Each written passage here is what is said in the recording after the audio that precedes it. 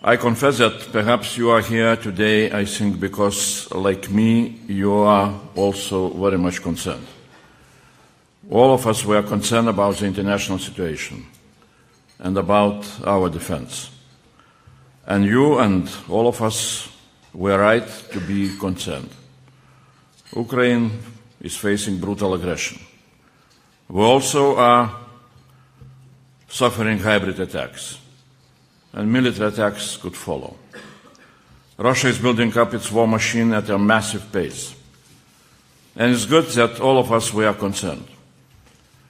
You are leaders of industry, diplomacy and policy, leaders of opinion. And when you speak, people listen. And we need you to move Europe from concern to action. The Commission is taking the action these dangerous times demand. I have just returned from visits to European capitals, to Madrid, Paris, Berlin, Warsaw, Stockholm, and I will visit much more. And every day I meet ministers, CEOs, investors. And my goal is very simple: to put into action our defense proposals we presented several weeks ago.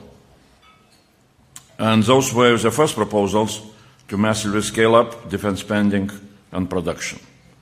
The White Paper on European Defense Readiness 2030 and safe loans backed by EU budget and greater fiscal flexibility for member states to spend on defense.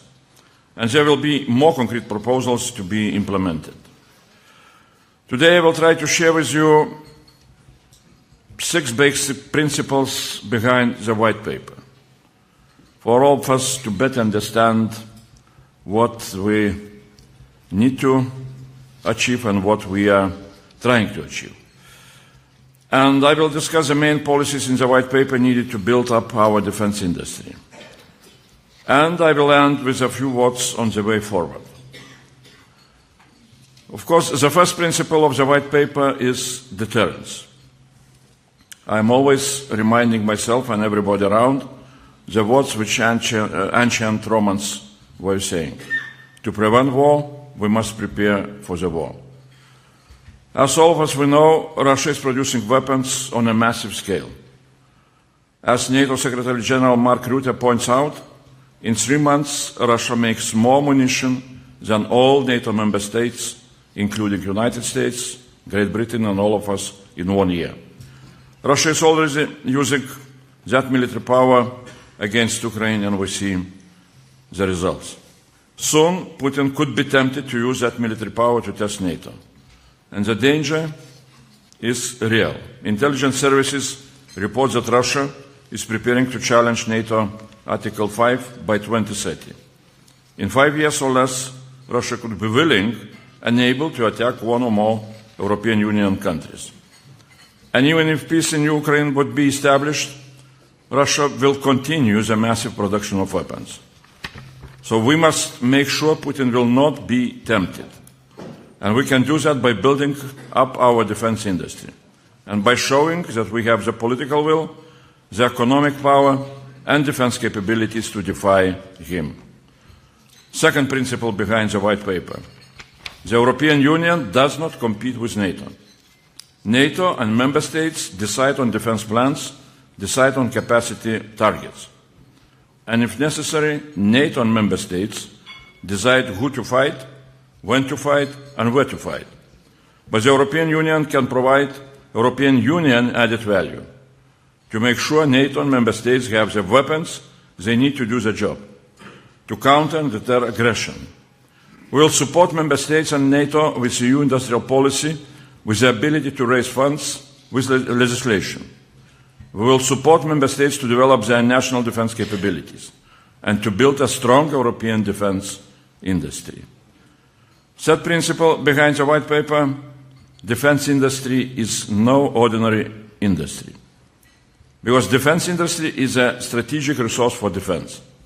To protect our borders, our defense industry must be near those borders, inside those borders. If there is a war, our defense industry must be close to the battlefield. Our defense industry makes very good products, but has many problems. In the 15 months after the Russian invasion, member states bought just 20% of their military equipment in the European Union. We have no single defense market. Our defense industry is very much fragmented. So I am always repeating to ministers, protecting national industry will not protect us from Russia. It is not enough to develop your own defense industry, your own national capabilities. That can only increase fragmentation. We must develop the defense industry of the entire European Union without fragmentation, with single market in defense, and with ability to compete globally. So use European taxpayer money to bring investment and high-quality jobs to the European Union. That is our task. And fourth principle, European defense as responsibility of Europeans. In the years to come, because of rising Chinese military power, our American partners will shift their resources from Europe to the Indo-Pacific. It is time that in Europe we stand on our own 2 feet. 450 million European Union citizens should not have to depend on 340 million Americans to defend ourselves against 140 million Russians who cannot defeat 38 million Ukrainians. We can do better. We need to have a rational discussion with our American partners on how to implement the division of responsibilities and how to avoid an angry and chaotic divorce, which we don't want to have. And first principle, autonomy of action. When developing defense capabilities, we need to remember defense readiness means autonomy of action. We cannot defend ourselves with our hands tied behind our backs. We cannot defend ourselves if someone else decides if we can pull the trigger. We should not need to ask permission to use our national defense capabilities. And principle number 6, solidarity. We are all in this together. Even if the bombs do not hit our own countries, our own homes, they target all of us. If the storm comes, none of us will escape the devastation. Solidarity is our most important value, the foundation of our union. Our defense is based on solidarity and on the principle of collective defense. If one country does not invest in their own defense, it makes the defense of all other countries weaker. The white paper on European defense is about realizing these 6 principles or goals through several key policies. First, support for Ukraine. Over the last 3 years, the European Union has given around 50 billion euro in military support to Ukraine, about the same as the United States of America. That's a lot, but annually it is less than 0.1% of our GDP. We can do, and we must do, much more. The white paper makes Ukraine as part of the European Union defense policy strategy. Defense of Ukraine is part of our defense strategy. The new safe loans give new possibilities for member states to support Ukraine. And in addition to that, of course, we propose to deliver more weapons to Ukraine, to promote the integration of Ukraine's defense industry with the European Union defense industry, to set up an European Union-Ukraine task force for joint procurement and joint industrial projects, especially using safe loans, to scale up the European Union Innovation Office in Kiev, to expand industrial collaboration on defense. And we shall boost also cooperation with Ukraine in space. Just 2 days ago, I signed an agreement with Ukraine's government on space cooperation. Second, besides supporting Ukraine, we must ramp up production of weapons and equipment in the European Union, produce more of what we are already making, and close capability gaps, not only for the wars of today, but also for the wars of tomorrow. We lack thousands of tanks, armored vehicles, and new pieces of artillery and high-tech defense equipment. On top of that, we must develop strategic enablers, like strategic airlift, air-to-air refueling, or space assets. We need to implement big defense projects of common European interest, like the Air Defense Shield or Eastern Border Defense Shield. And third, we must structurally strengthen EU defense industry. So that is why we are pushing for more European investment and collaborative procurement to overcome fragmentation. And we draw a red line against red tape. We will remove obstacles to expand defense production through simplification. Bureaucracy must be no obstacle to our collective security. We must learn from Ukraine's defense industry surge, a real big bang from €1 billion production capacity in 2022 to €35 billion production capacity last year. A big bang of 35 times. Good example from Ukraine to us, what we need to do and what we can do. The white paper is on the table. And now our goal is implementation, implementation, implementation. We need to remember that Putin will not be deterred if we just read the white paper to him. He will only be deterred if we turn the white paper into action. If we use it to build very real drones, tanks, artillery for our defense. To implement the white paper, to build up a European defense industry, we are massively scaling up our defense spending. We propose to mobilize a potential €800 billion extra for defense for the next 4 years. 150, first of all, with safe loans. €150 billion of very attractive European Union guaranteed loans with a AAA rating, with a maturity of 45 years and grace period of 10 years. The safe loans have to be spent on 7 priority areas of military investment: air and missile defense, drones, strategic enablers, and more. These safe loans can also be spent outside the European Union, but it must be with the like-minded partners who conclude security and defense partnerships with us. Safe loans incentivizes joint procurement. It will mean bigger contracts for industry and for member states, lower prices to pay for military equipment. And safe loans allows joint procurement with Ukraine, from Ukraine, and for Ukraine. We now count on the Council to swiftly approve the safe regulation. After that, member states will have just 6 months to send applications to the Commission. 2 months for initial notifications and 4 months to get started. So my message to member states is very simple. Don't delay. Get started already now. Besides safe loans, we are making it possible for member states also to invest an additional 1.5% of GDP into defense. Member states can ask the Commission to allow them to invoke the national escape clause of the Stability and Growth Pact and to exclude additional defense spending from fiscal deficit calculations. If all member states would spend an additional 1.5% of GDP on defense, that would bring an additional €650 billion for defense spending on the EU level in the next 4 years. And we expect that member states will notify the Commission during this April month if they want to invoke the national escape clause. This way the Commission can make a coordinated announcement in order to avoid chaotic reactions in the market. We also are opening the possibility for member states to voluntarily invest and use the EU cohesion funds to develop defense industry, to create new jobs, and to invest into national military mobility infrastructure. And in addition to that, we are saying in a very clear way, there can be no more taboos, and taboos are being broken.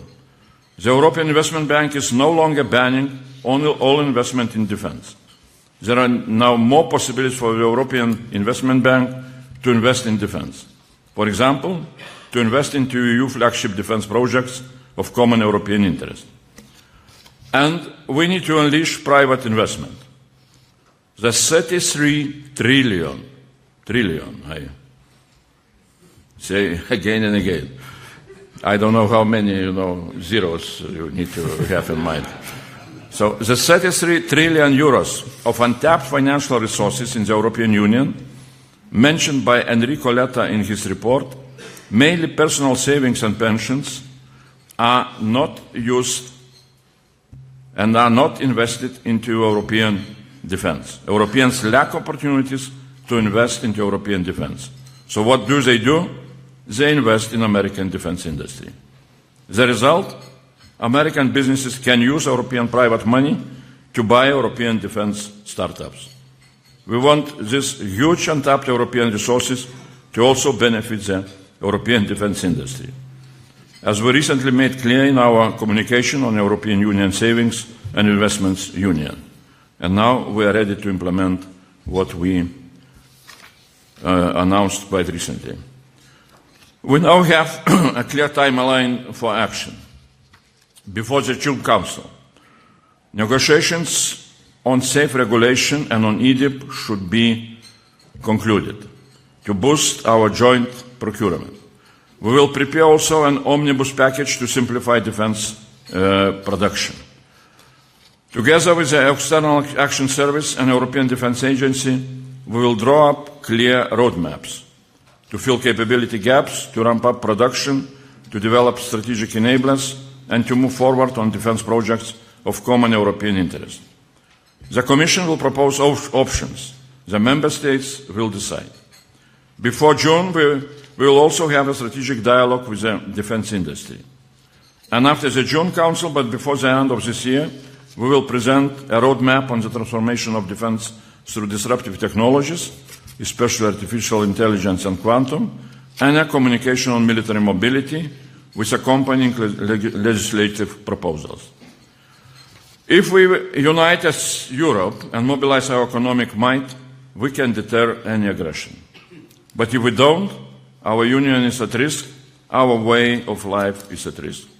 We can deter aggression, prevent war, and preserve peace. But it will not happen automatically. The Commission can propose, can coordinate, can legislate. But the Member States are responsible for defence. They must now live up to this responsibility. The Member States must now act and take the decisions needed not only for their own defence, but to protect all 450 million people in our Union. After this crisis of security is over, life will not be the same as it was before the crisis. Europe will be much stronger in its defence. We'll be stronger together with a strong Ukrainian army and the Ukrainian nation as part of our family, and with peace re-established on the European continent. Thanks a lot.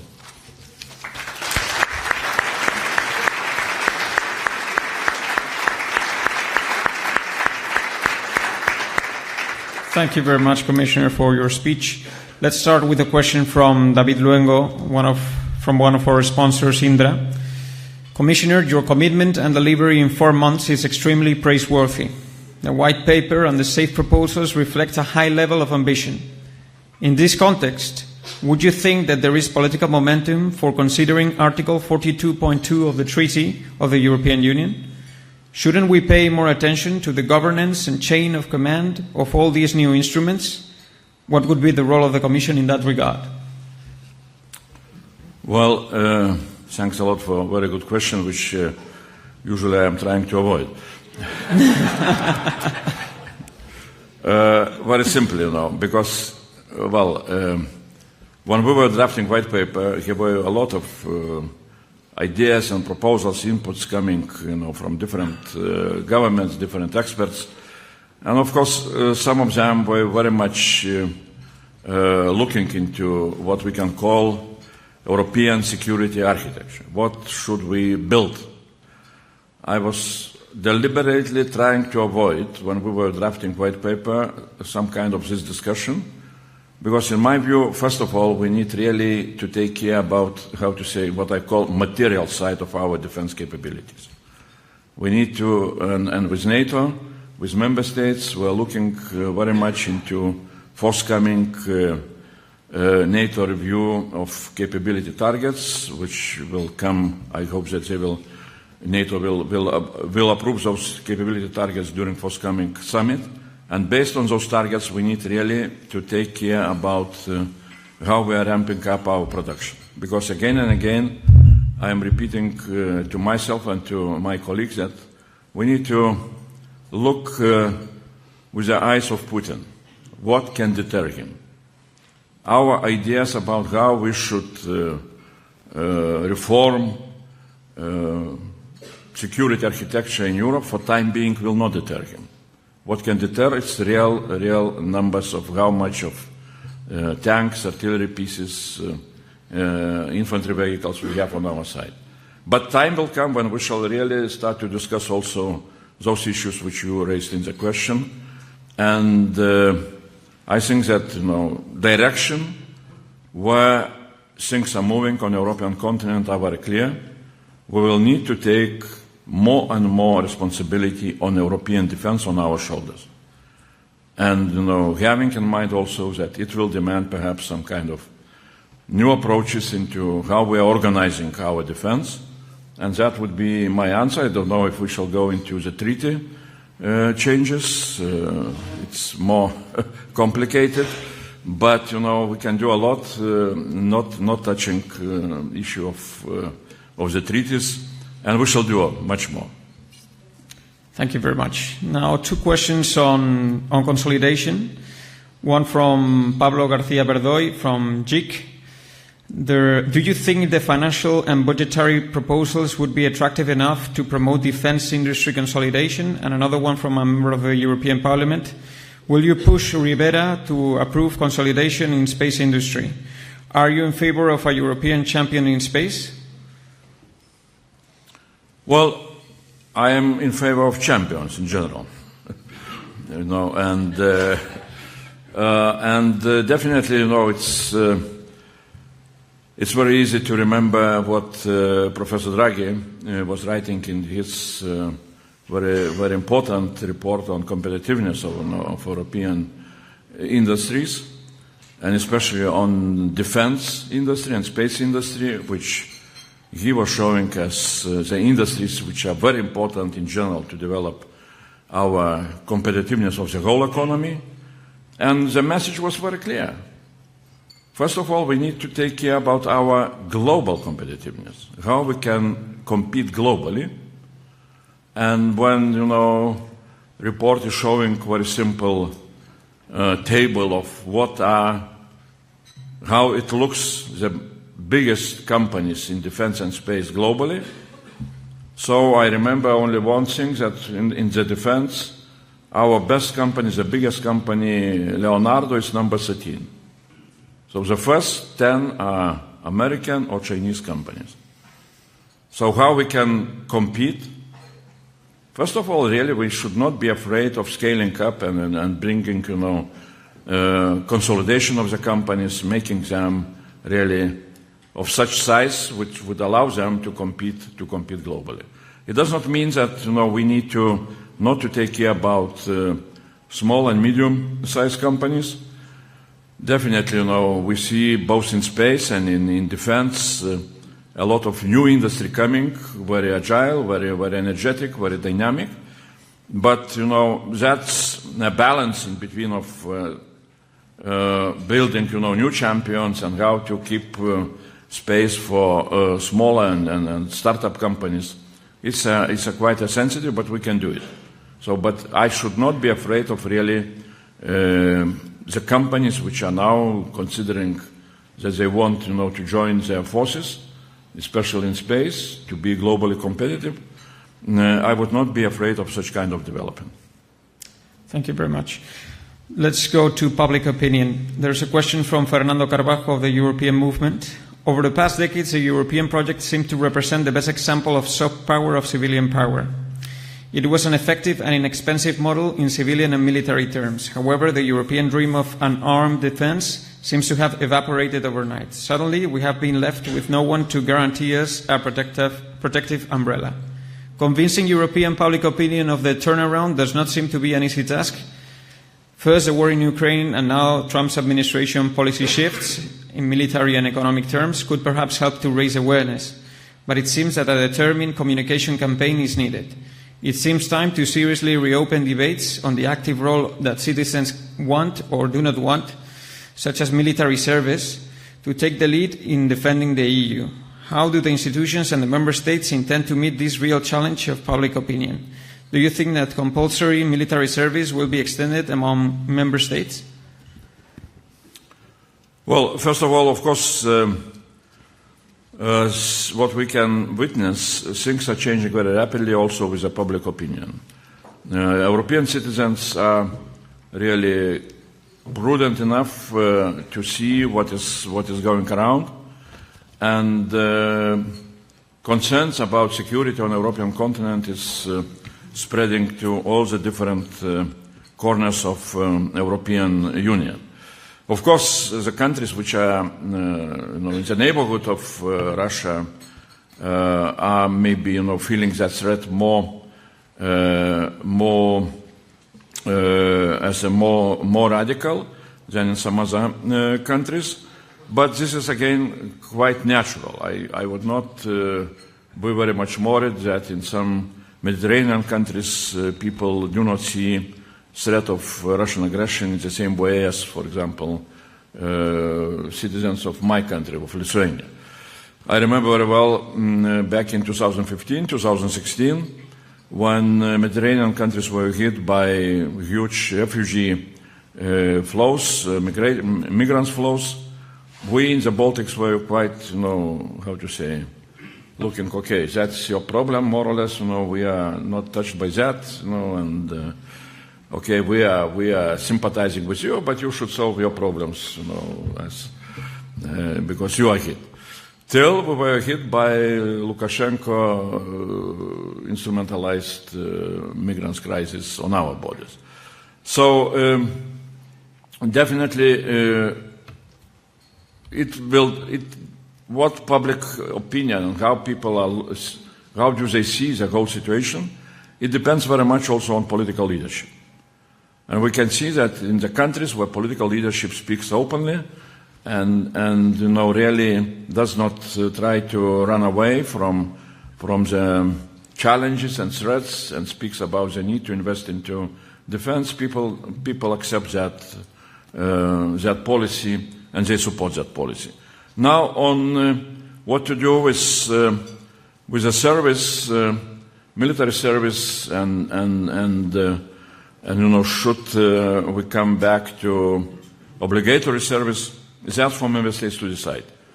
It's again, we need to remember, and we remember very well in the Commission that defense is really very much related with national sovereignty, and the countries, they decide themselves.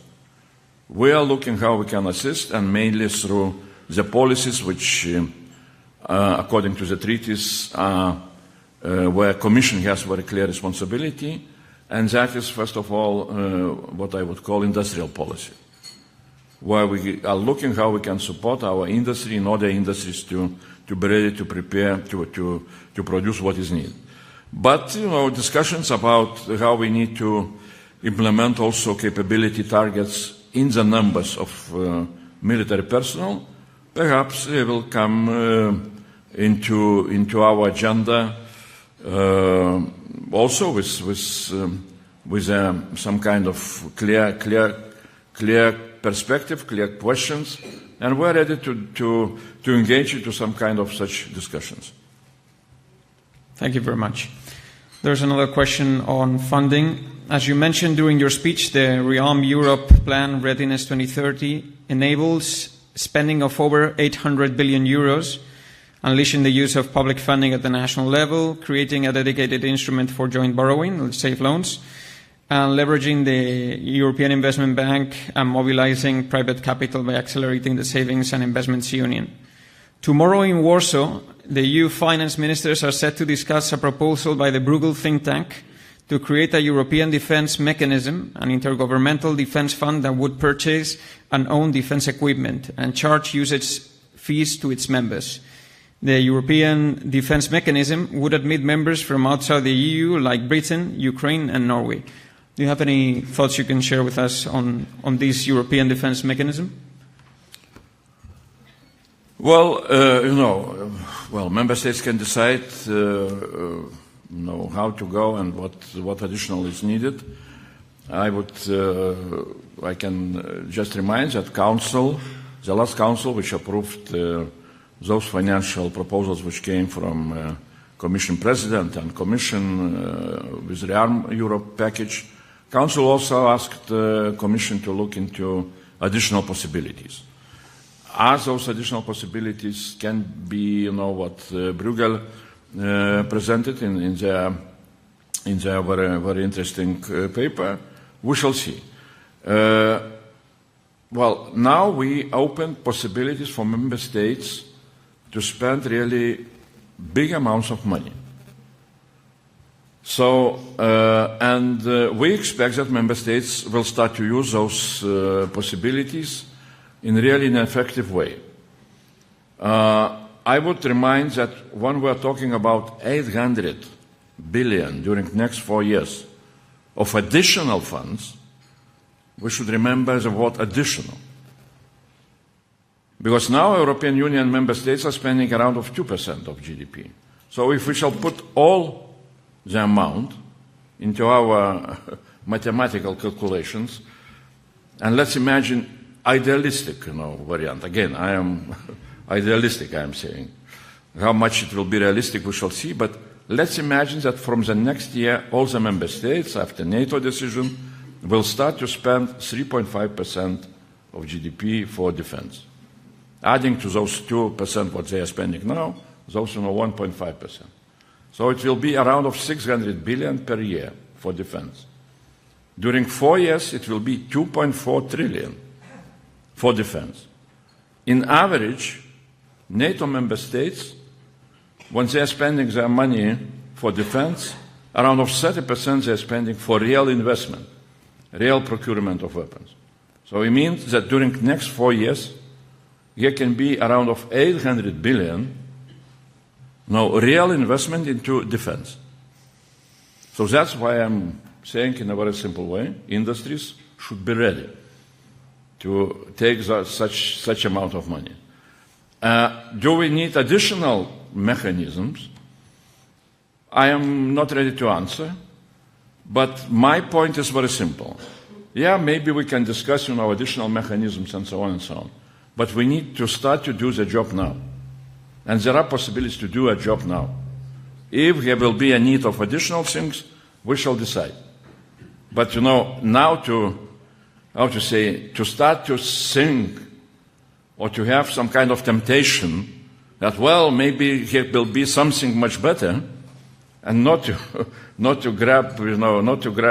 take those opportunities which we are now creating, it would be a big mistake. So let's start to do the job with what we have now. I hope that finance ministers also will look into what is needed to be done in order for us to start implementation both of safe loans, and I hope that Council will agree very soon also on EDIP regulation, and we shall have new instruments which we need to start to implement without delays. Thank you very much. Let's go to telecommunications. We have a question from Telefónica, one of our sponsors. Defense and security are deeply interconnected domains in which reliable telecommunication operators play an essential role. Our contribution goes far beyond securing infrastructure. We also bring critical expertise in key technologies such as cybersecurity, drones, 5G, cloud computing, and emerging fields like quantum communication.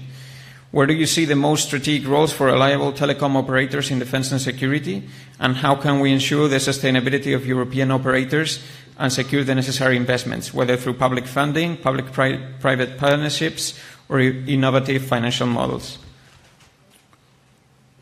Well, maybe I will here touch upon how much we need to take care about possibilities which our space systems are able to give for our defense and security. And here comes, first of all, again, answering to that question, here comes the issue of so-called secure satellite communication, which we watched very carefully how things were developing in Ukraine, where Ukrainian soldiers are very much dependent on Starlink communications. And we know what we need to do on our side.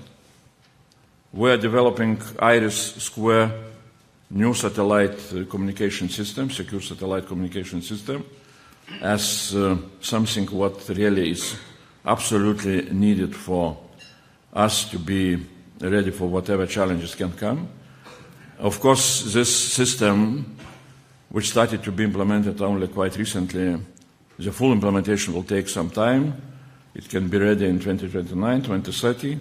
But before that, in the middle of this year, quite soon, we are ready to start another system, so-called GovSatcom, which is consolidation of existing national governmental services of secure satellite communication. And that's, again, I think is a very important step forward in this area of where really militaries need to have good communication. Thank you very much. On that same topic, Pedro Duque is an astronaut and now president of Hispasat, asks, does Europe aspire to have access to all available satellite defense capabilities? There is a lot of excitement in the European space industry about IRIS², as you just mentioned, but how should we engage small and medium-sized enterprises and startups?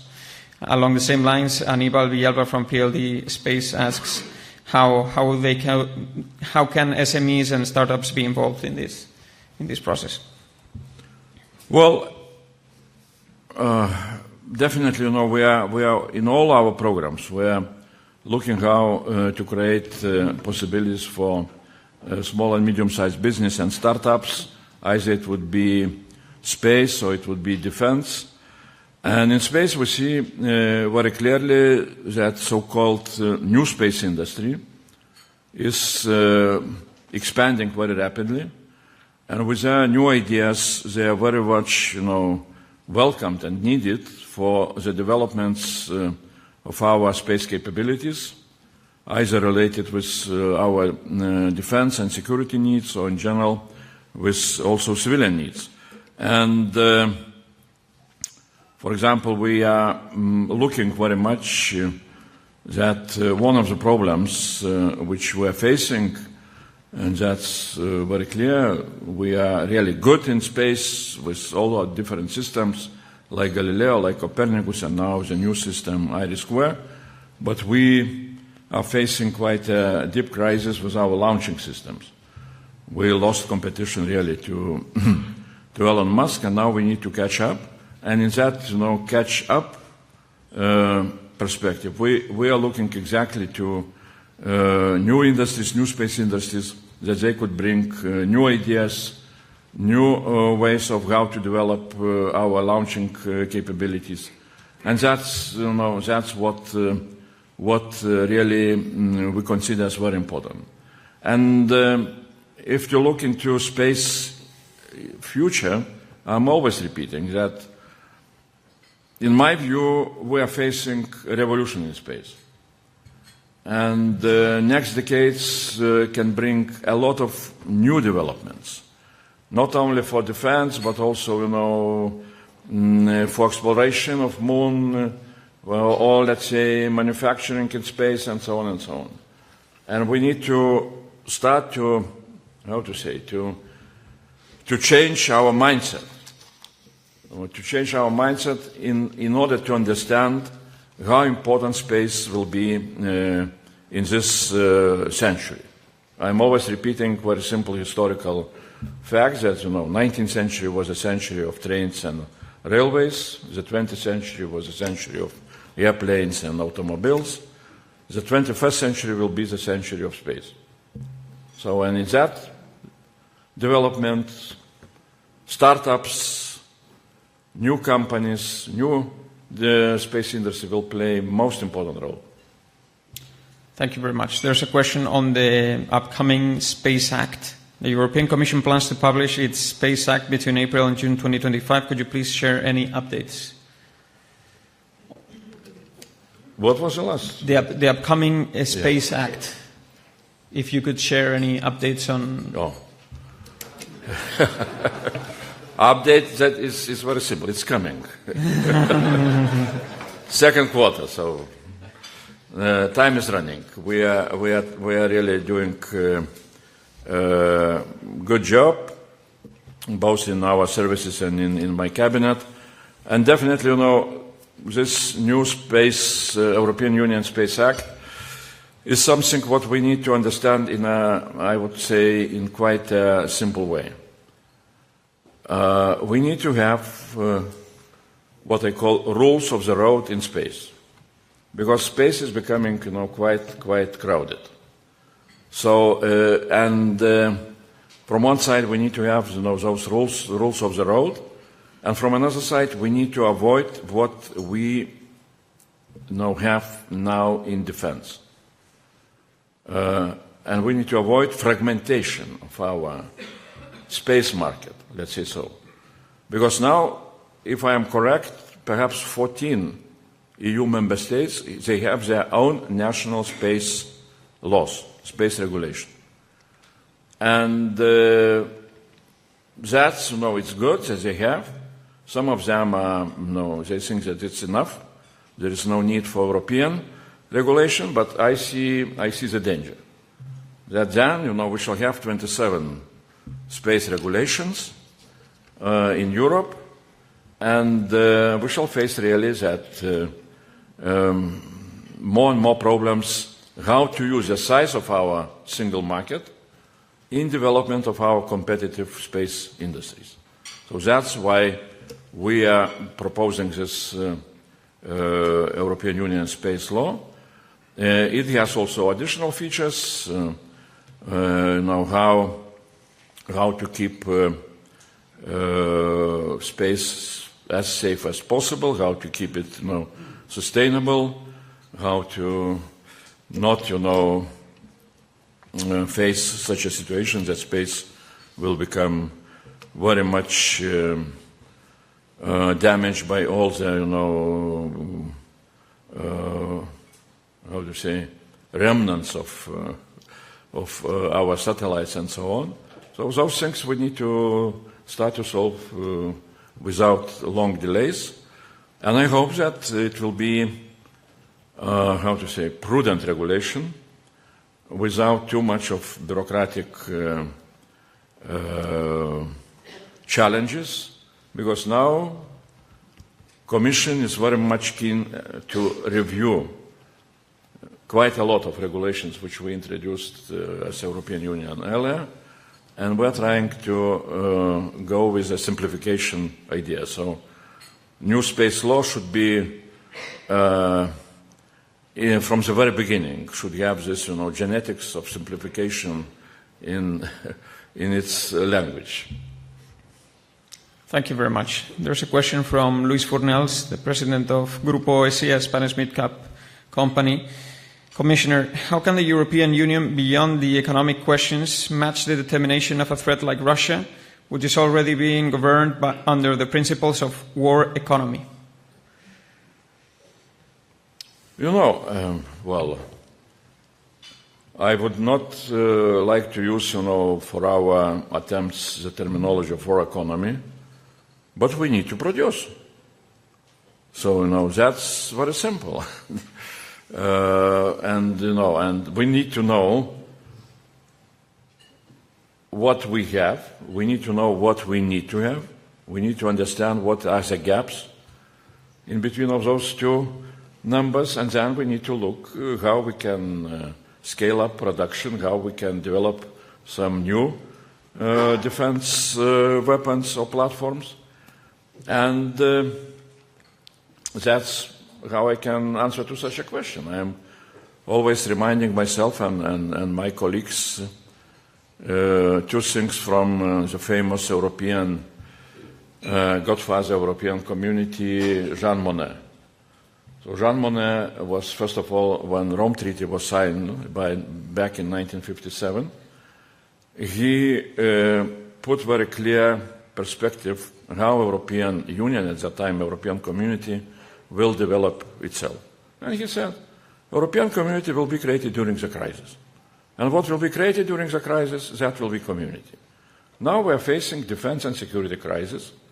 That is, what pushes all of us to move ahead. That is why, Commission on Defense and Space is established, because there is a crisis, and now this crisis demands from us new approach towards defense industry and defense production.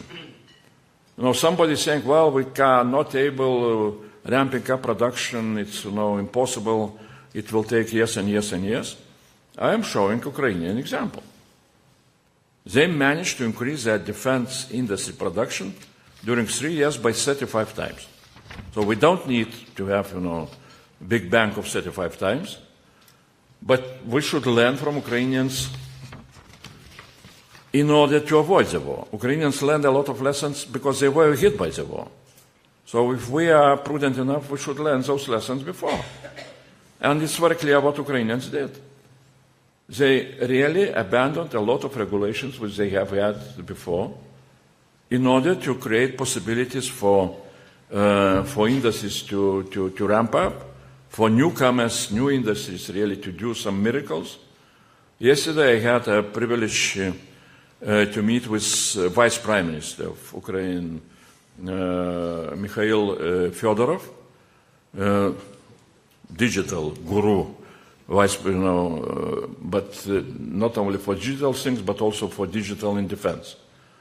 And they have shown me really very, very interesting and very informative video on what they are doing with so-called drones army.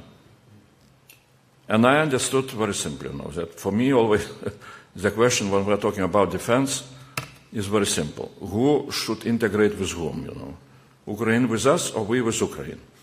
Because we can learn from them a lot of very important things. And that's my answer. There are possibilities to do much more, much better in defense, and I'm absolutely sure that we can do that. Second lesson, if I may, one additional sentence, again from Jean Monnet. Because Jean Monnet was not only was very influential in creation of European Union, but he was very influential at the beginning of Second World War when he managed to convince United States administration, Roosevelt administration, to prepare so-called victory program or victory plan. And if you will read his memoirs about how he was speaking and what he was doing, my understanding, my main takeaway from his memoirs was very clear. He was able to explain everything in a very simple way. And for him, the whole issue about victory plan was balance sheet.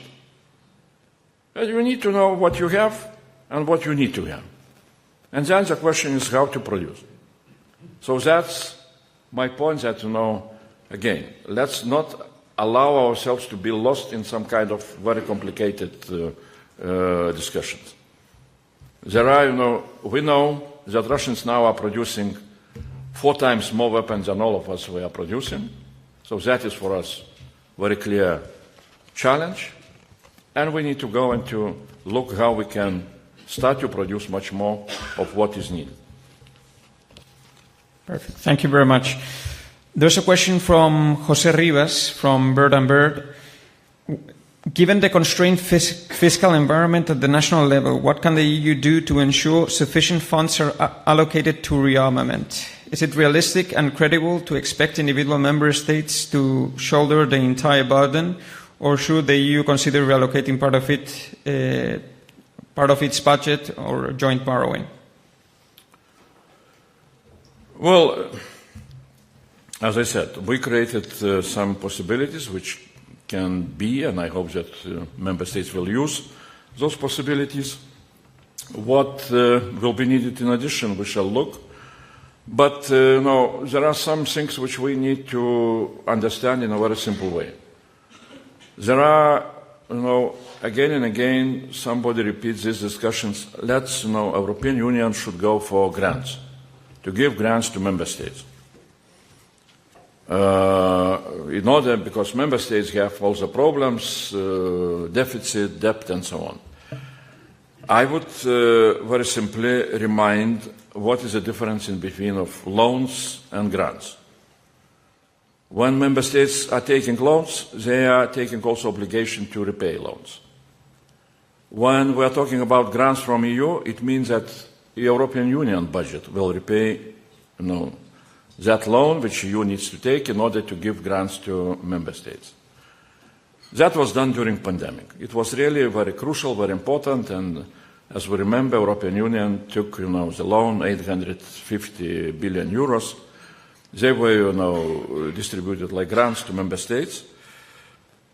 At that moment, there was some kind of promise that, there will be efforts spent to find a way how to repay those debts. Now we are coming to the plans, to the planning process of next MFF. Next MFF will start in 2028. Negotiations should be finished in 2027. And if nothing will change, so for the repayment of so-called pandemic debt, we shall need to spend around 20% of next MFF.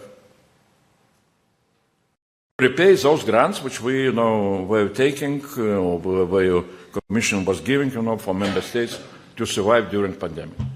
So do we want now to start to speak that we shall bring additional debt, and how much of the budget we are going to spend for repayment of our European Union debts? I see quite strategic issues. We cannot it would be something quite strange if we should go into such a situation when European budget will be used only for repayment of the debt. So that's why I'm saying, in all those discussions about the grants and for defense, we need to answer, first of all, the question what we are going to do with the repayments of previous grants. As a politician, I am always saying, and my portfolio is, I am responsible to spend money, not to find money. And I am saying, look, as a former prime minister, I know from my own experience, to borrow is very easy. To spend money also is not difficult. The problem comes when you need to answer the question how you will repay. So now the time is for us to have clear answers, how we shall repay the previous loans. After that, maybe we shall see possibilities also to go for something new. Thank you very much. There's a question from the Croatian ambassador, Josip Paru. Your thoughts on the European nuclear umbrella? Luckily, it's for member states to decide.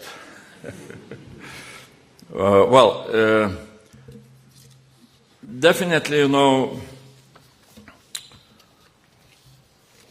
for the time being, I hope that we shall find rational agreements with our partners, transatlantic partners, on this umbrella to be kept. Of course, we have several. We have friends with their own umbrella. We have our good partners, Great Britain, with their possibilities. Again, as I said before, when we were drafting white paper, I deliberately was trying to avoid some kind of those issues which demand much deeper discussions and deliberations. That's for member states. Really, perhaps is coming quite soon. So we shall see. I am, in my view, if we are looking into decades to come, we need to be quite open in our discussions, really, how we are taking more and more responsibilities on defense of Europe onto our shoulders. And such kind of discussion really perhaps will become more intensive in the years to come. But for time being, again, I see very important responsibility not to lose very clear target what we need to do now. It's, first of all, really to take care about what we can call conventional defense capabilities. Thank you very much. This could be a day-long conference, but we need to get to the final question, unfortunately. Defense ministers of around 30 countries, part of the coalition of the willing, met yesterday here in Brussels at NATO headquarters to discuss our reassurance force for Ukraine in the event of a ceasefire in the war with Russia. you please share your thoughts on this? Well, I was participating in that meeting, very important meeting. And it's very good that France and Great Britain are taking some kind of leadership role in bringing all other countries around the table in order to discuss and to agree on how European Union or European countries could build security guarantees for Ukraine when, and we don't know how and when peace will be established, but we need to be ready for that. And I see good progress. I mean, yesterday discussion was very concrete, very rational. As I understand, military people are going through very concrete military planning, when and how European military forces could be established on Ukrainian territory in order to guarantee peace. Also, from our side, we are looking into what Commission President was speaking very clearly, that the best security guarantee for Ukraine is its own very strong military forces. They are really strong at the moment, but we can strengthen them. And again, I am repeating that the just peace in Ukraine can come through implementation of the formula peace through strength. And in my view, the strength, the Ukrainian side, can come only from outside of Ukraine, additional strength.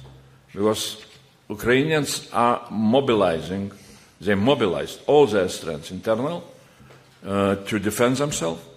And if we want really to achieve this formula peace through strength implementation, we need to increase our assistance to Ukraine in order to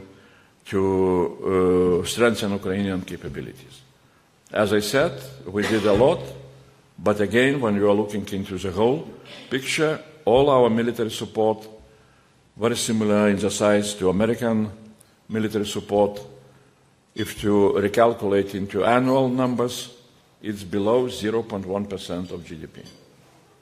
So 0.1%, is not zero, but is also not something which, we cannot increase in a rational way. And I hope that really member states will use those new possibilities with safe loans, which puts Ukraine, the whole regulation of safe loans, puts Ukraine on the level like Norway or some other similar countries. So Ukraine will be able to participate with European Union member states in joint procurement, in procurement from Ukrainian industry and for Ukraine. So that's what, again, I'm trying to remind everybody at the moment. Thank you very much, Commissioner. Please stay where you are. Before we get a final comment from you, could we please hear from one of our sponsors, Ms. Nathalie Lagarde, Senior Vice President and Head of European and NATO Affairs from Airbus. Dear Commissioner, thank you very much for your efforts in such a critical geopolitical time, and thank you for sharing your thoughts today. I'll be very brief because you know very well that Airbus welcomes your efforts, the progress on EU defense instruments, and of course the white paper. But maybe let me come back to three important ideas. First one is the need for innovation and European programs. We have now the framework. It is difficult to see how we unlock the decision process. I know it's not fully under your responsibility, but industry need concrete plans, orders, and financing, as you said. The second one is we fully concur with the white paper statement that the European defense industry is too much fragmented, and as you recall, this is the case for space as well.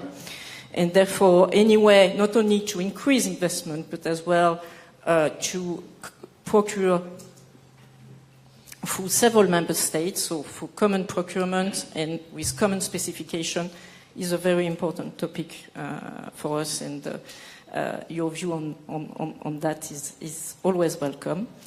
And last but not least, you mentioned the non-dependency. To be non-dependent, to be able to decide freely, to act freely, the European Union and the member states needs technologies in Europe and needs manufacturing in Europe. And that's why we always say that having the EU design authority in EU for a European project is absolutely a must. This is the only way to have your IP and not be dependent on third countries' influence. It's sometimes not very well understood. It seems as a protectionist measure. And I would welcome your thoughts on how we can explain to people why the design authority in Europe is good for Europeans. It's good for their strategic autonomy, their independency, but it's good as well for technology in Europe and high added employment in Europe. And of course, with a majority of the manufacturing being made in Europe. Thank you very much, Commissioner. Thank you very much, Mr. Rath.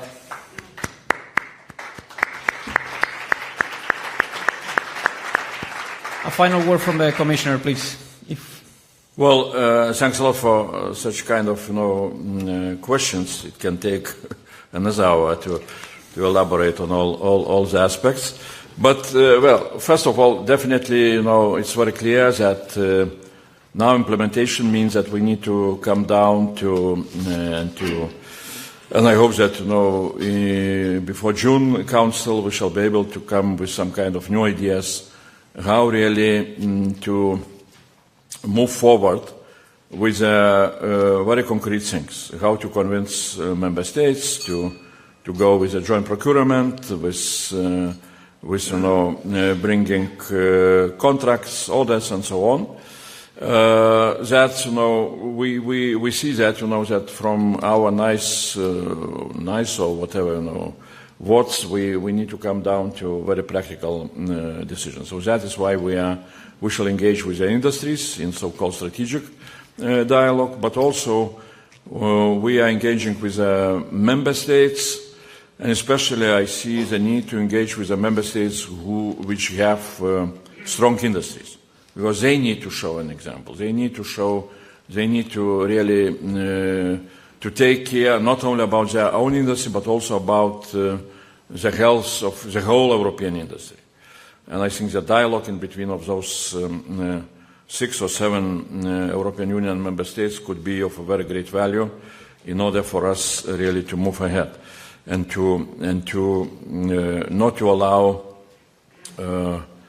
those problems which we are facing now, like fragmentation of the industries, or a lot of European money spent outside of European industries. We should look how not to allow those problems to become even bigger ones. Because again, if you will read Draghi report or some other experts, they are very, very precisely warning us that if we shall stay only with the increase of national defense spending, which is must, it's absolutely needed.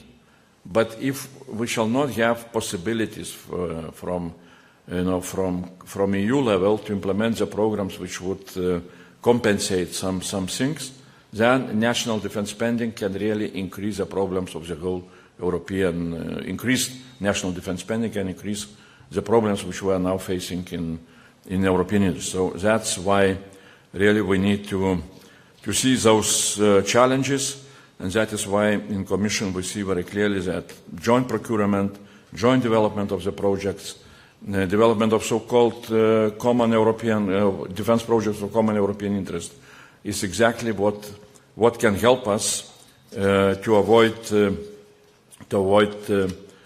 such problems. Now, I am repeating everywhere that when we are talking that we need to invest into European industry, this is not related with any kind of protectionism.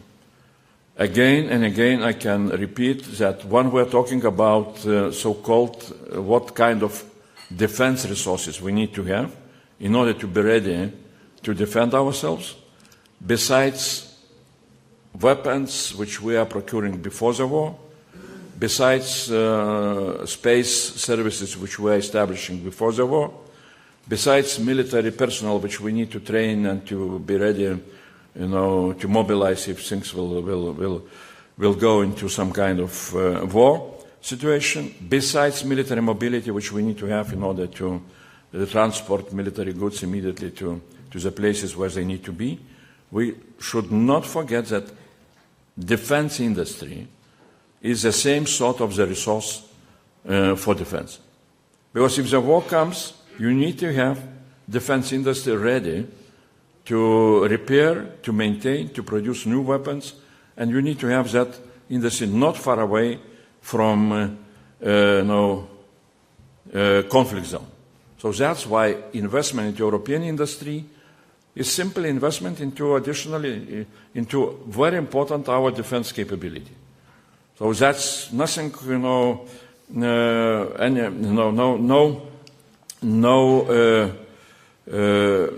relations with any kind of protectionism. And I see that sometimes governments or defense ministers, they are forgetting this, importance of defense industry. They think that everything what is important is to procure weapons before the war, to have them in stockpiles, and that's all. Stockpiles during the real war will be gone, during the first several months. Americans did very interesting war game simulation, and they asked what will happen with their 15 heavy military brigades if those brigades will be involved into real war exchange, like in Ukraine. Not like in Afghanistan or some other places, but like in Ukraine. And they knew what is, in average, what is the rate of losses of the technique. They knew how much they are producing now of different weapons. And the answer of this war game simulation was very simple. After 10 months of such a war, Americans will have 2 brigades out from 15 with the equipment. So that's what we need to have in mind. And that is why when we're talking about our preparedness, our readiness to defend ourselves, defense industry, development of defense industry is one of the most important things which we need to do. So that's my point. Now, last point, I do not have any critical remarks about, for example, American defense industry. But I have critical remarks about ITAR regulation. American regulations that all the weapons which you are procuring from Americans, or even, components which you are bringing into your own defense industry, according to that ITAR regulation, Americans are keeping, in such case, some way legal power to decide where you can use or not use those weapons. And that is what we saw quite recently in the war developments in Ukraine. So that is why we really, if we are investing into our defense capabilities, what I was saying, we need to have such defense capabilities where we can decide where to use, what targets to choose, and so on and so on. So that's very simple. I don't know how our relations. I hope that our relations with transatlantic partners will develop into some kind of rational way. But in that case, really, perhaps there will be also possibilities to talk with our American partners on how this ITAR regulation is really creating for us the problems in the industrial partnership with American defense industry. Thank you very much, Commissioner.